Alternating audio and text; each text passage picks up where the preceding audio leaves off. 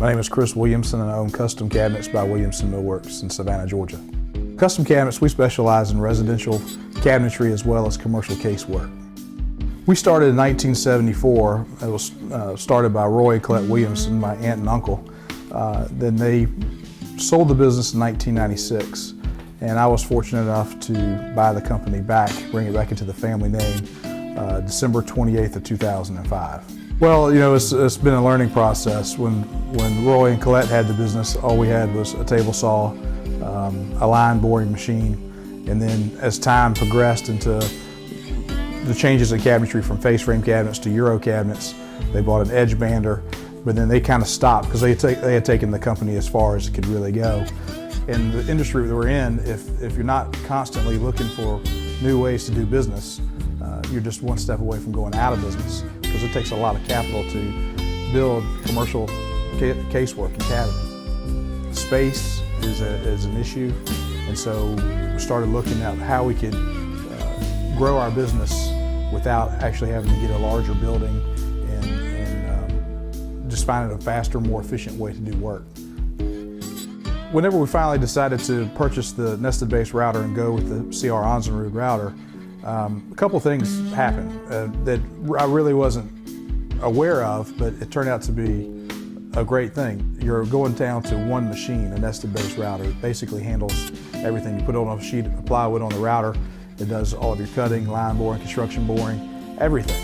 And when it pushes off the machine, it's done. So you're ready to roll with it. For that purpose alone, just cutting out the extra travel involved from going point A to point B to point C, the nested base router has paid dividends. We were able to clear out more room because only had to have one router, one machine, to take place of two machines, so therefore had more square footage.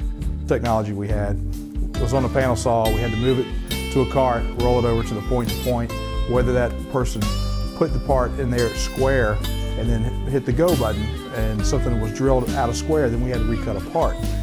It came down to, you know, when we're coming out of the recession, I knew that things were going to take off. It was important to stay ahead of the curve, and we basically completely redid our shop and the way we do business. We got rid of the work cell, went to a competitor in North Carolina and looked at their nested base router, and it's like anything. You know, you can make it look good and fancy, but at the end of the day, if it's not doing what you want it to do, then what good is the machine?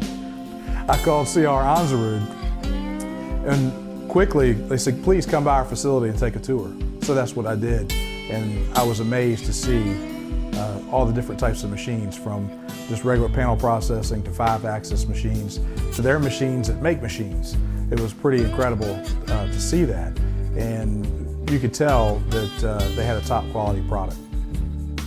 It's difficult in business today to be a manufacturer in America. And out of all the other machinery that we have, it was nice to know that the new machines that we're going to buy were going to be American made, and the service has been phenomenal. Yes, the Onsrud tends to be more expensive, but I always go back to the same philosophy. You get what you pay for. You know, I'm a cabinet manufacturer.